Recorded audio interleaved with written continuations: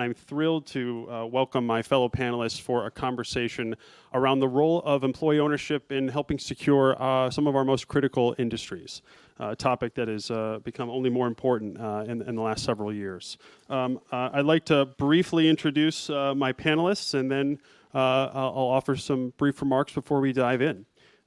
First, we have Greg Graves, the former CEO of Burns & McDonnell, and also the author of Create Amazing. You can find copies of those books out front, and now you know what Greg looks like, so you can get an autograph. We also have Mike Garvey to his left, the former CEO of M7 Technologies outside of Youngstown, Ohio. Mike was originally going to drive from Youngstown this morning. I'm glad he didn't, because he might have spent more time waiting in line than he would have on the ride over. But we're glad to have Mike with us today from Youngstown. To my immediate left, we're joined by Fidan Kurtulus, who is a professor of economics at the University of Massachusetts Amherst. And then finally, Chris Griswold, policy director at American Compass.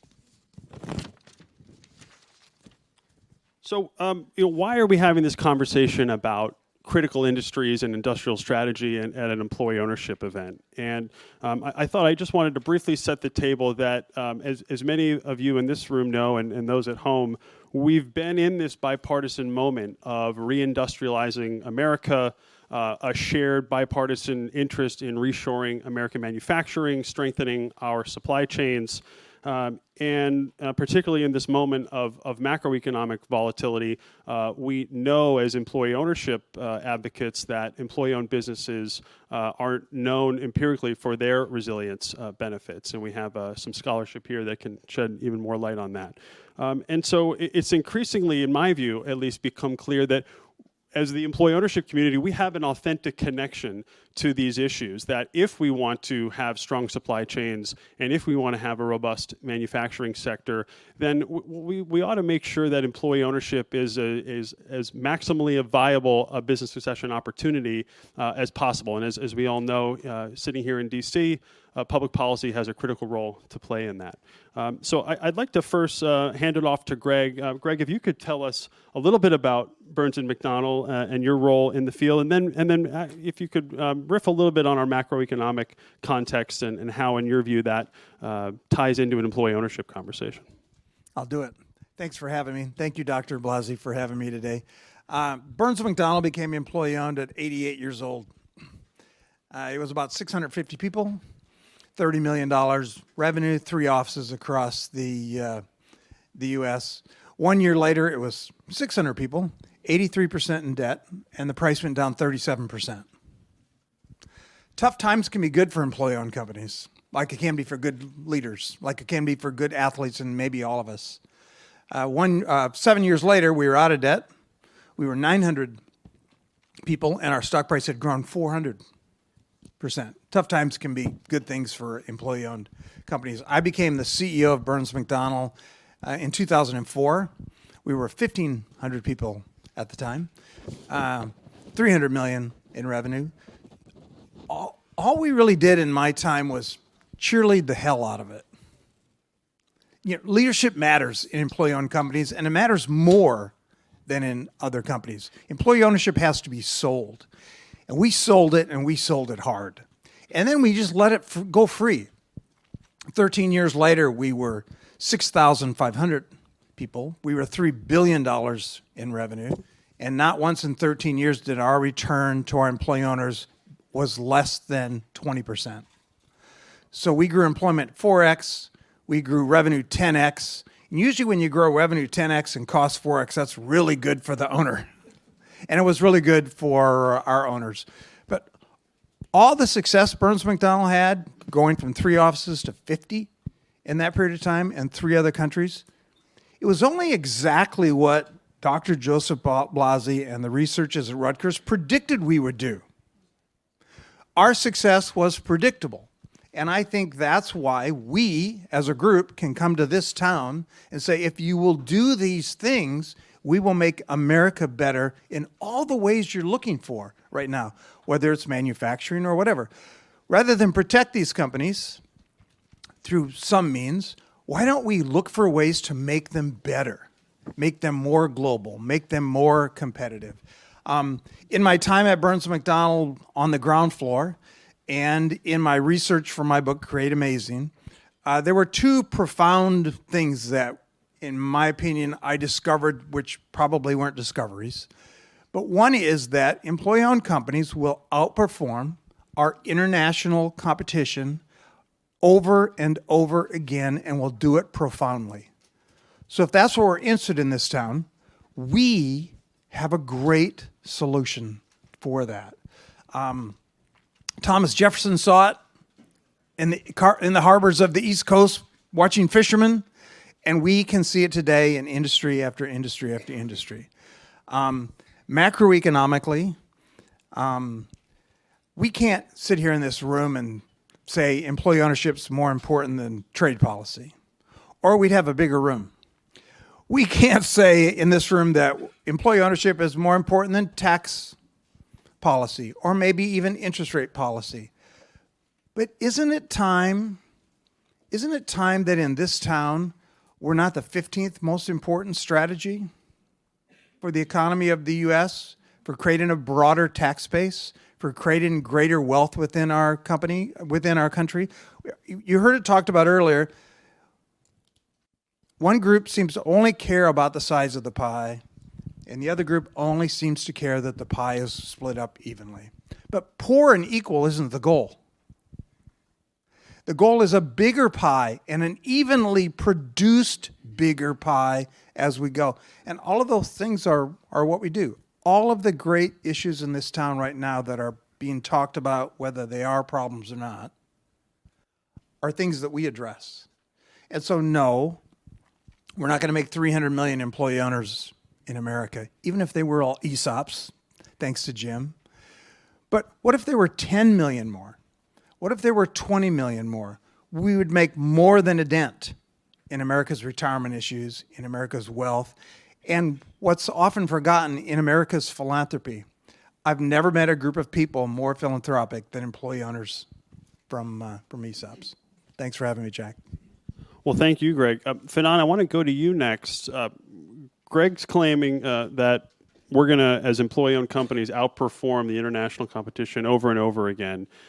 You've been knee-deep in the empirical data on these questions. You've produced some of the leading scholarship in this area. I know you have some prepared remarks to share with us to give us a sort of a broad landscape of what that data tells us. I'd like to hand it off to you. Great. Thank you so much. Good afternoon, everybody. It's such an honor to be here today. As Jack said, my name is Fidan Kurtulis, and I'm a professor of economics at the University of Massachusetts Amherst, where I'm also the founding director of the Center for Employment Equity. I've been doing research on the correlates and consequences of broad-based employee equity ownership for the past 15 years. And I've also had the fortune of being involved in the Rutgers Institute for Employee Ownership for almost that long. Today, I was tasked with speaking about what the research evidence has to say on how employee ownership can strengthen and retain manufacturing and the industrial base of our economy. And so I want to talk a little bit about the economic research evidence on that. I'm going to first start off with the prevalence of broad-based employee equity ownership in the U.S. economy. Then I'm going to talk about how employee ownership can improve employment stability in all sectors of the U.S. economy, the relationship between employee ownership and worker productivity, and finally, I'm going to conclude with my most recent research on the manufacturing industry using U.S. Census data. Okay, so first, regarding prevalence. According to the 2022 wave of the General Social Survey, which is a national survey collected by the National Opinion Research Center at the University of Chicago, 24.5 million employees at for-profit companies own some stock in the company where they work. This amounts to about 20% of workers at these companies holding company stock. 25.7% of all employees in durable manufacturing and 27.5% of all employees in non-durable manufacturing report owning stock in their company. Data from the 2022 wave of the Department of Labor's Form 5500 pension database shows that there are 10.9 million employee share owners in over 6,000 companies with ESOPs. So this suggests that ESOPs are one of the largest forms of employee share ownership within the employee share ownership phenomenon in the United States. The 2022 Form 5500 also reveals that 2.5 million, or about 23% of these 10.9 million employees in the US, are in manufacturing firms. So we spent the morning and the first part of the afternoon hearing about anecdotal evidence on the benefits of employee ownership. A couple of years ago, I wrote a book with Professor Doug Cruz at Rutgers University, showing that firms with broad-based employee equity ownership provided greater employment stability to their workers during the recessions of 2001 and 2008. That is, when faced with negative shocks, employee ownership firms were less likely to fire their workers than firms without employee ownership. We looked at all publicly traded firms during this decade of analysis from 1999 to 2011, which included these two recessions, one of which was the Great Recession. We used the Form 5500 pension records from the Department of Labor. And I just want to give you a couple of numbers, some estimates of the effect of employee ownership, which we found. So we found firms without employee ownership in their defined contribution plans decreased employment by 3%, in contrast to firms with any employee ownership, which decreased employment by only 2.8%, and firms with any ESOPs decreased employment by only 1.7%. So the overall pattern here is that firms with employee ownership were more likely to retain workers, more likely to provide employment stability to their workers when faced with financial distress. We also found that employee ownership firms were more likely to survive through these recessions. Firms with employee ownership were only 78.6% as likely as those with no employee ownership to disappear over the decade that we analyzed. Furthermore, the share of the firm owned by employees had a big impact on firm survival. Firms where the share of the firm owned by employees was 5% or more were only 77% as likely to disappear as firms with less than 5% share of employee ownership. So what is the big picture here? We're finding that employee ownership is linked to greater employment stability and greater likelihood of firm survival through recessionary periods. And this means that there are strong positive externalities of employee ownership on the overall economy, which include things like reducing unemployment and thereby its harmful effects on communities, like higher crime and lower tax base for supporting infrastructure and public goods, lowering government expenditures on unemployment compensation and other forms of support for dislocated workers and economically stressed families, and boosting consumer purchasing power and aggregate demand for greater macroeconomic stability under recessionary pressures. Therefore, there is a clear justification for widespread government support to broaden the prevalence of employee ownership in our society. And so we support introducing tax policies that would create greater incentives for firms to adopt broad-based employee share ownership, and introducing programs that can spread information about the benefits of employee ownership and how employee ownership programs can be set up at firms. I want to conclude with just a couple of remarks about my most recent project using U.S. Census data. So here we're looking at the following question. When workers have ownership stakes in the companies where they work, does labor productivity rise? So for now, we're looking at this very specific thing, effect of ESOP adoption on labor productivity. We are looking at this fundamental question using the largest data compilation effort to date on employee equity ownership in the United States, where we're linking data from the U.S. Census and the U.S. Department of Labor. And we think that this is the next big thing for impact investing in ESOPs. We link workplace level microdata from the U.S. Census Management and Organizational Practices Survey, the U.S. Longitudinal Business Database, the American Survey of Manufacturers, and the U.S. Department of Labor's Form 5500 pension database. Because we're using confidential census data, we have to be very careful about what information we disclose. And there are a couple of results that have passed the census, U.S. Census's disclosure procedures. So I'm allowed to talk about them here.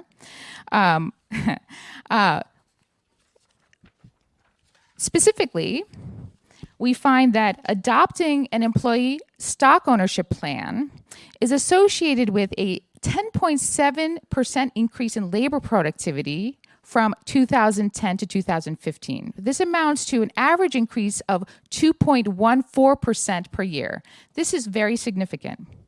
Furthermore, a $100,000 increase in ESOP assets per active employee is associated with 6.47% increase in labor productivity. We also look at management practices at these workplaces and find that high-performance workplace practices go hand in hand with the efficacy of broad-based employee ownership.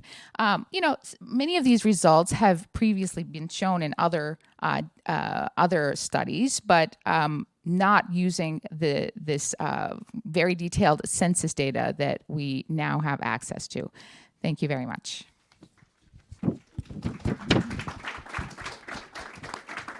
Well, thank you, Finan. I don't think it's possible to overstate how important some of these findings are, particularly the latest and greatest on the labor productivity piece.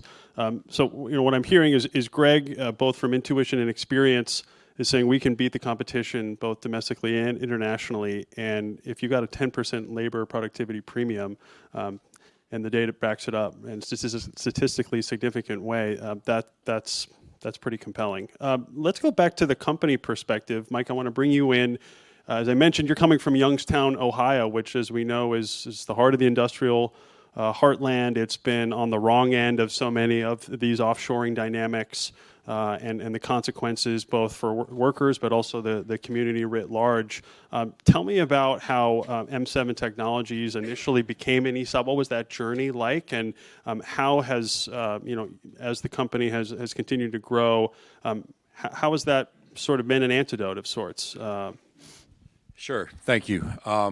So I think that I'd like to give a little background to M7 first.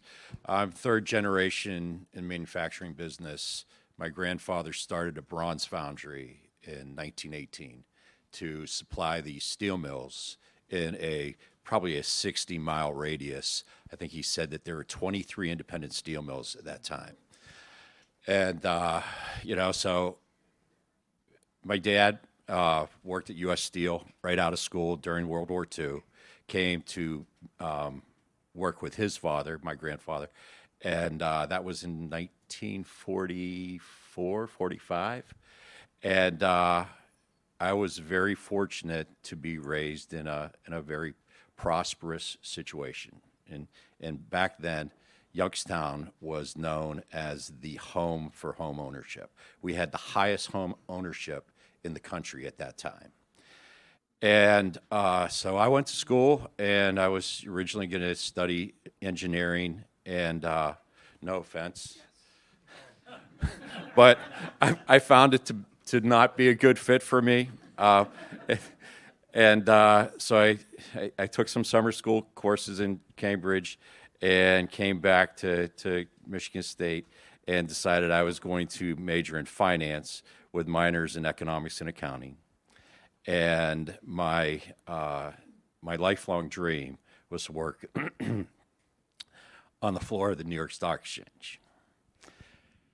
I graduated in 1983 and put some Youngstown grit in the mix, and I hustled a job on the trading floor. And I was there for a couple of years until my dad got sick. So I decided to leave my job in New York and come back to Ohio and help my parents out. When I got there, my dad was in reverse isolation in the hospital. They didn't know exactly what his condition was, but it was not good. My mom was beside herself. So we dug in, 100-hour weeks, taking the foundry truck and, driving it from Chicago to New Jersey to Kentucky to Middletown to Cleveland, Pittsburgh, all of that. And we finally got the foundry turned around, and just as we had it turned around, we had a disastrous fire that we were the casualty of the fire. So we had a small machine shop, and we got to work on that too. So long story short, we went, fast forward, maybe 15 years later, and we decided that we were going to build a brand new shop and plant. And I'll never forget the night that I came back from meeting with the banks and telling my wife, "You're not going to believe how much money the bank's going to lend us." And so, fortunate, my wife's father was an entrepreneur also, and he had a saying: borrow as much as you can for as long as you can and pay it off as fast as you can. So we adopted that approach in the financing of the company, and we just dug in, built a brand new facility. We based it on technology. We had the legacy internal tribal type knowledge of, from the United States and from steel manufacturing, and more importantly, heavy industrial manufacturing. And we were able to then introduce leading edge technology that elevated that tribal knowledge to tribal knowledge plus technology. And as a result, we were very successful on it. So fast forward to a few years ago, my brother Lee, who was an MD PhD, he had his PhD in cardiovascular physiology, electrobiophysics. He died of a heart attack, My dad died of a cardiac instance. My mom died of a cardiac. So I said to my wife, I am not going to try to disprove genetics. we have to start thinking about an exit plan here. So right around COVID time, so we took it about a year to get the books together and start, figuring out how we were going to do this. And we hired a business broker, and we talked to a bunch of private equity. And the more I got involved with private equity, the less I liked them. So if there's any private equity in here, I'm sure you're good people, but I don't like you. So we went through several, starts and stops with private equity, and to the point that I just told the business broker, we're going to end this relationship. We're going to figure out something. My outside accountant said, "Hey, you guys have the perfect culture. You're set up perfectly for an ESOP. Why don't you start looking at that?" So at the time, I'd been asked to serve on the National Advisory Board for the MEP program. If you're all familiar with that, it's a manufacturing extension partnership. It's out in NIST. And so in my due diligence before I accepted that request, I was looking through their previous meetings minute, and I found that there was a presentation on ESOPs, and I made contact with a person that made that presentation, and all of a sudden, the skies opened up, the sun came down. I said, this is perfect, because in my research prior to building M7 with all of that available credit, I did a self-directed research project. I wanted to know why certain companies succeeded and other companies failed. Why did Walmart do so well and Kmart have to file bankruptcy? Why did Federal Express do so well and the U.S. Post Office has problems? I wanted to figure that out. And the data that precipitated from that research was it was all about culture. So then I started to think about and read about culture, and we were very fortunate to have been successful in establishing a great culture. We have basically zero turnover. Our employees stay with us forever. We treat our employees like professionals, like they are, and that's not really common in Youngstown. You know, Youngstown's a gritty, you know, hardcore community. They've been through a lot of difficulties, and so they tend to, you know, everybody's in it for themselves and things like that. And we wanted to disprove that, and I think we did that very well. So that's why we went with an ESOP, to make sure that we covered and protected the employees. Well, thank you, Mike. And just one word just came to mind as I listened to your remarks and story, which is resilience, right? It's a word that we've heard, and I think every speaker thus far, both personally, but also how that, you know, infused itself in the DNA of the company. And so, you know, thank you for sharing that. I want to go over to Chris. We call it perseverance. Perseverance. All right, I'll take that too. So we've heard from a couple of, from the leadership perspective, Chris, we've heard from the academic perspective. You've given a whole lot of time from a policy analysis standpoint in your writing and thinking around, as part of this broader project of how do we reindustrialize and become productive again, what's the role of the American worker in that project? And in particular, what's the role of technology and in the intersection of technology and automation with the American worker? And I'd be curious if you could share some of your thinking around those issues and how employee ownership sort of scrambles the equation in some positive ways. Yeah, thank you so much for having me.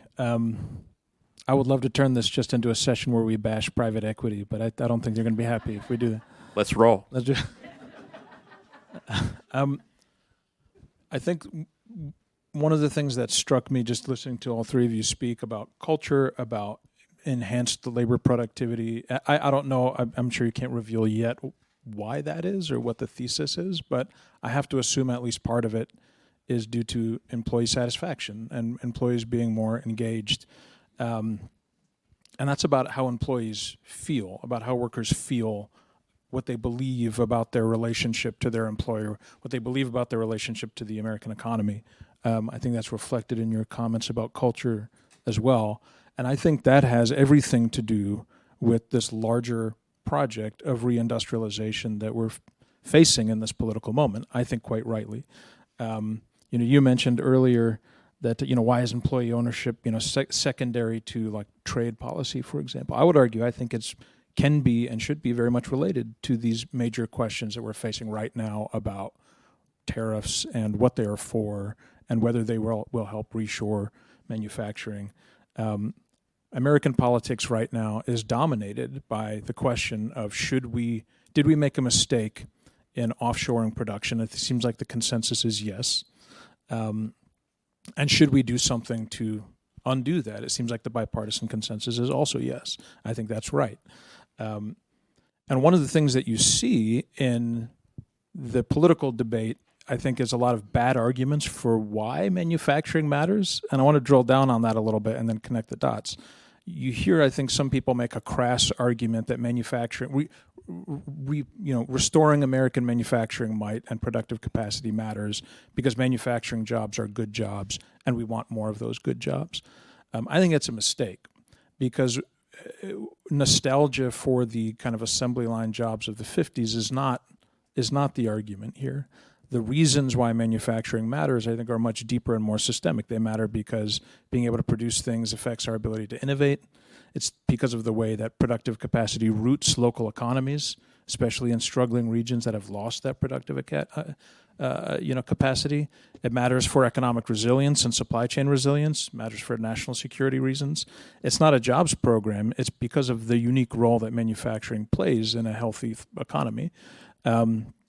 And one of the things that means is that we should be looking at high-tech manufacturing. Like, it is a good thing if we bring factories back and there are fewer workers in them than there used to be because we have automated, because we've embraced productivity-enhancing technology. That's not bad. That's good. That serves the role that manufacturing should be playing in our economy.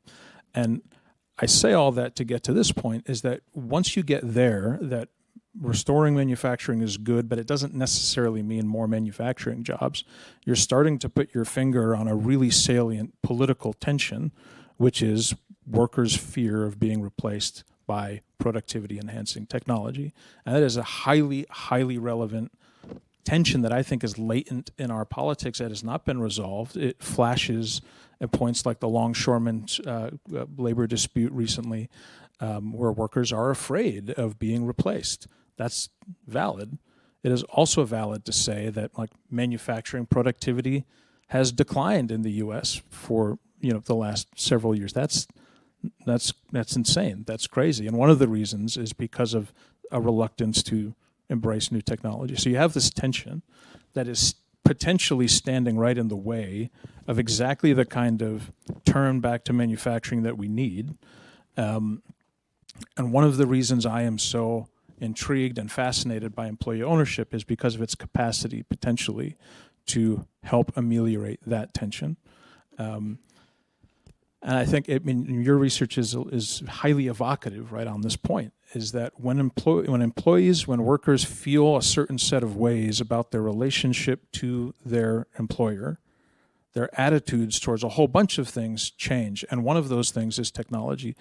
So I'm fascinated by this growing body of research that indicates that employee-owned companies have a different attitude towards productivity-enhancing technology among their workers than non-employee-owned companies, because the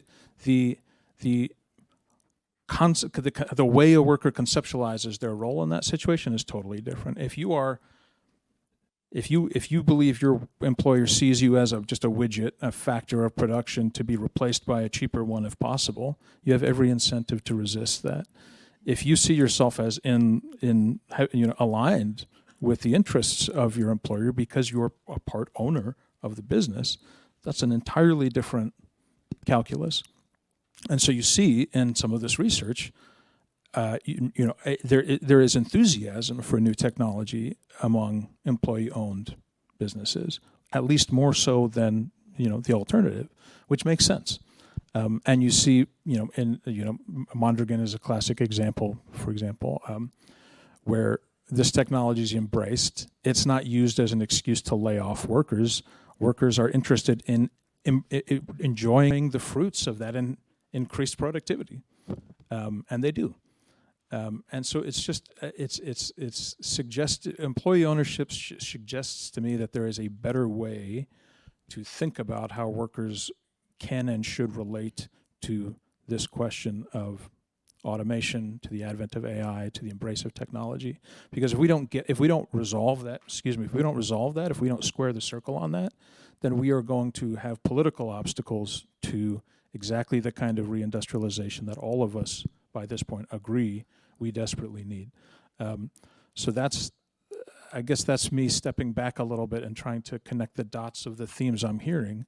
And that's my view, is that part of the reason I'm excited you all are in this room is because of the potential of this topic to help resolve that conflict. Thank you, Chris.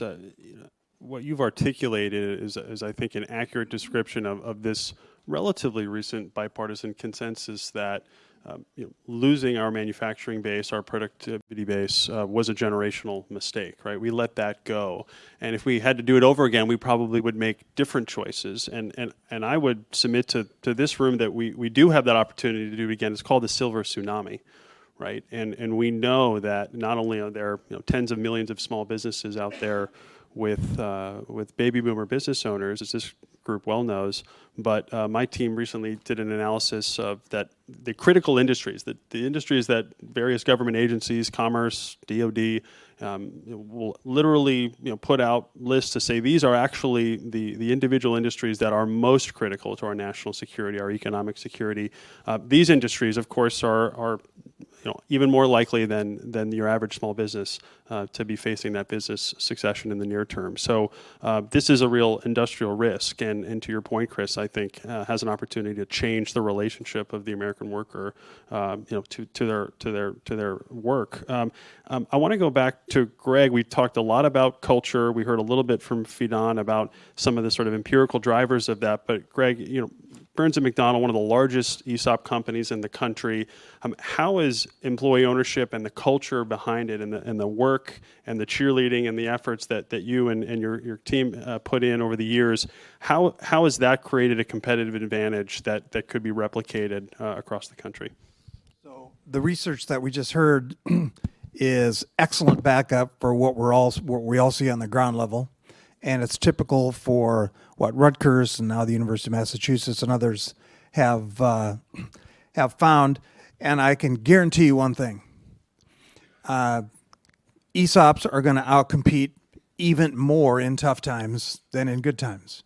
And so, if the country goes into recession again, it will unfortunately be another great time for research, because it'll be a great time to prove that, again, just like COVID did, just like the great economic recession did.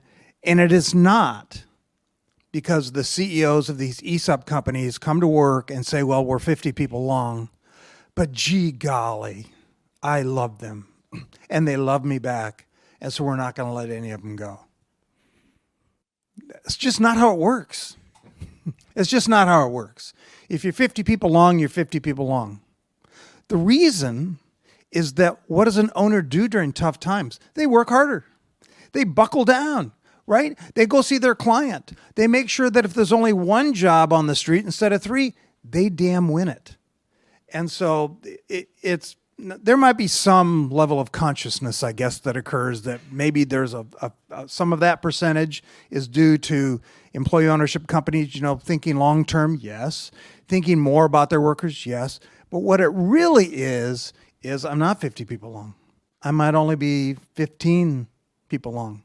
And there's not a company in my size, employee owned or not, whether they're cutting down trees or they're making steel or they're doing engineering, that doesn't have 15 people that really don't deserve to work there anymore, that aren't really the employee owner type.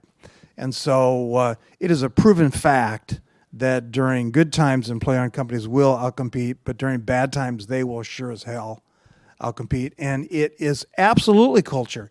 ESOP doesn't make culture. Leadership and employee owners and all the people who work there make that culture. ESOP's only the tool, and it is the best tool ever.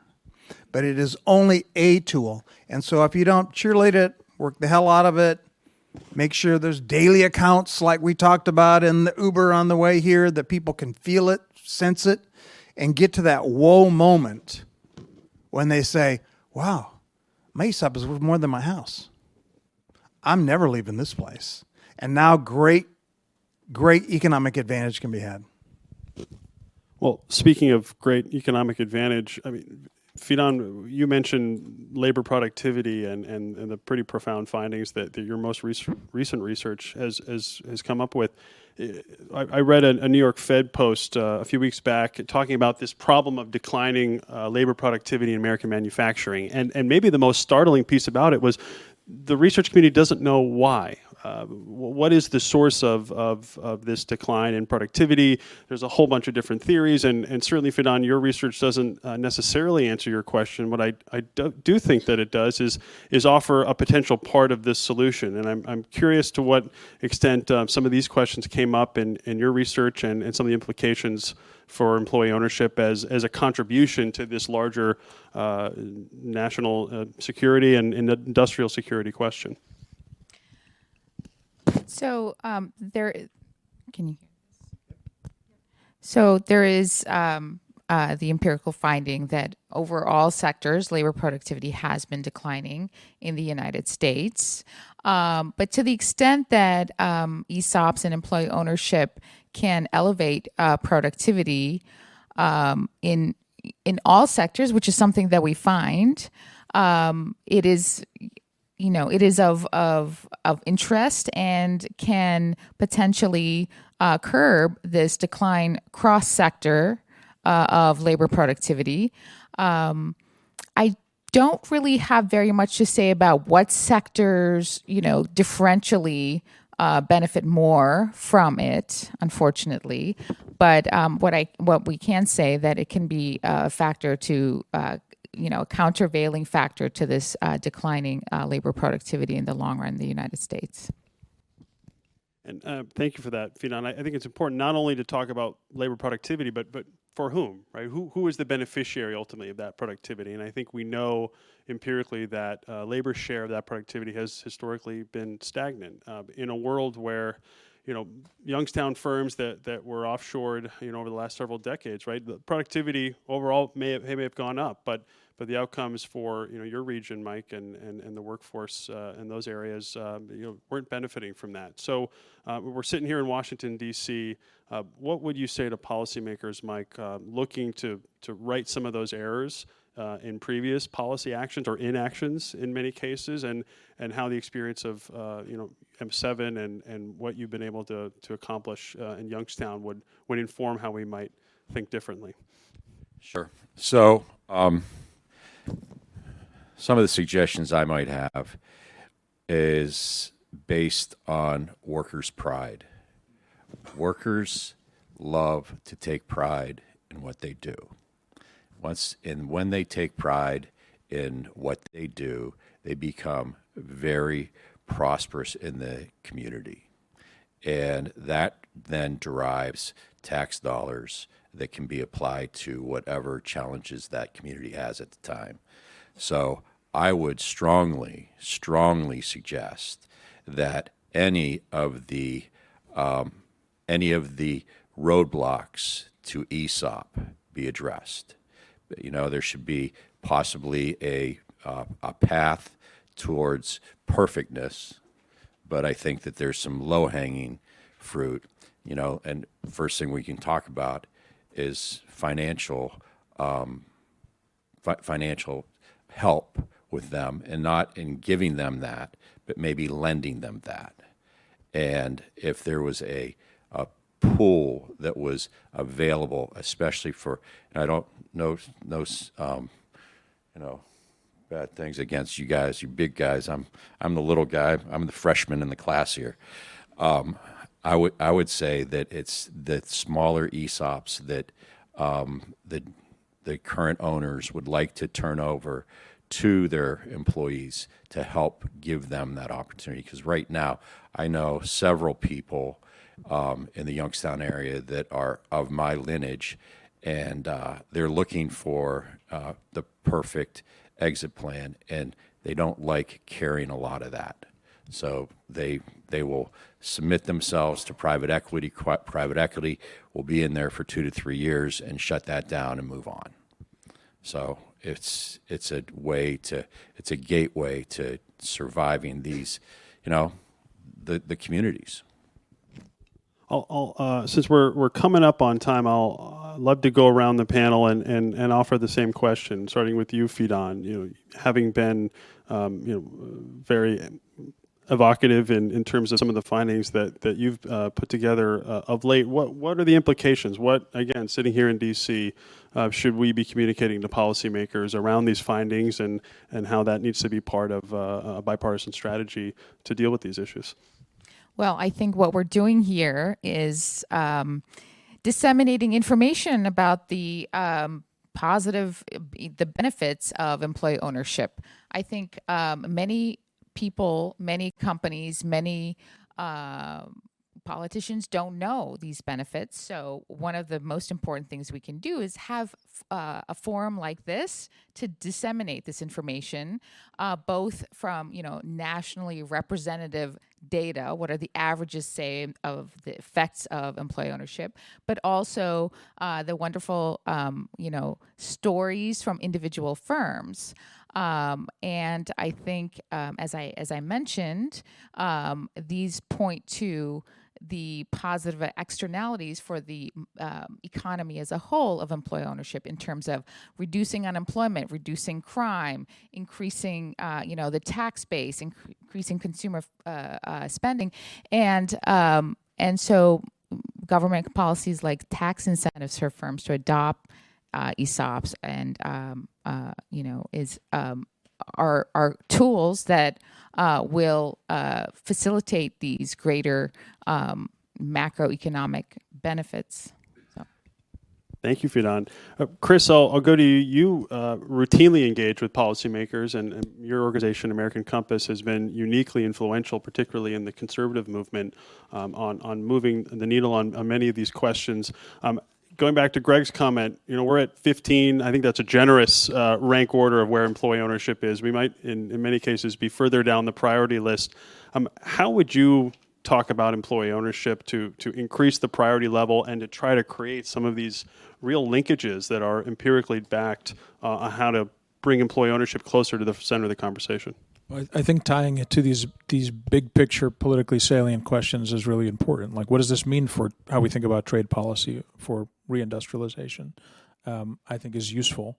But even more broadly, there's something I think unique about employee ownership. I'm not sure what the right word is. I was about to say spiritually. That's the wrong word. But I mean, the American worker feels disenfranchised generally, just across the board in the economy. That is part of why we are in a populist moment, because people are fed up with the status quo. They're fed up with feeling like they don't have a voice. And what's perhaps most compelling to me is the lessons that policymakers can learn by looking at the effects of employee ownership. Like, if you want a case study of how things can be different, give employees an actual, literal, financial, legal sense of ownership and watch how that affects this broader, deeper sense of ownership and enfranchisement in the economy and, for that matter, in American society, and learn something from it. Not only should we do things like address the specific roadblocks to employee ownership, like I agree with you. I mean, it's an insane situation when private equity can swoop in and just undersell with a cash deal or something. And I know, Jack, you've worked on important legislation to address that. I think that's important. But it's also important to elevate the lessons of employee ownership into all these other policy spaces. It should affect how you think about labor policy. It should affect how you think about all these policy issues. When workers feel like they have a voice, like they have a stake, all of these questions play out differently for the better. Chris, I chuckled because when you said we need to give workers a real, tangible, financial, actual legal piece of ownership, I'm reminded Michael Corey sitting up here in the front row about Web Industries. That is a famous anecdote where one of their machine operators was asked by Labor Secretary Robert Reich in the 90s, or Reich had said, we need to give workers a sense of ownership, and to which this employee owner said, a sense of ownership is kind of like getting a sense of lunch. There is a difference. Greg, why don't you close this out? There's a lot of positivity in this room, a lot of constructive thinkers, but can't escape the fact that we are in some really uncertain market environment and volatility macroeconomically, not just here but all over the world. What's our path forward? How can employee ownership be a part of the solution? When I turned 65, I started reading books on longevity. I'm not sure why. And my favorite one, the number 2 rule is don't do anything stupid. And don't ski the black slopes if you should be on the bunny slopes, right? Don't drink and drive, et cetera, because then you'll just get yourself killed and it won't matter how healthy you ate. And so when I talk to friends of mine who are in Congress, and they ask about employee ownership, because the subject, of course, always comes up, as I say, rule 1, don't do anything stupid. Don't allow some short-term budget thinker get in our way of doing the right thing for America. But you can't just stop there, right? Number 2, what they can do to help our cause is there aren't many guys like this. A lot of people get to this point and say, okay, who's the highest bidder? We heard that talked about earlier. And fiduciarily, it's pretty hard not to take the highest bidder. It's hard not to do the right thing by who's the highest bidder over time. And we all know the answer to that, especially in this room. Dr. Blasey and team have proved it over and over again. The highest bidder over time is the employee. They will outwork and outcompete and outperform anybody else. They will pay the money back, and then boom. My favorite quote from my book, Amazon.com, $25, of which the author gets $3. Thank you, Amazon. Is that I had a billionaire friend of mine say, the problem with employee ownership is Burns McDonnell won't produce any billionaires. I said, for everyone we don't, we produce 1,000 millionaires. And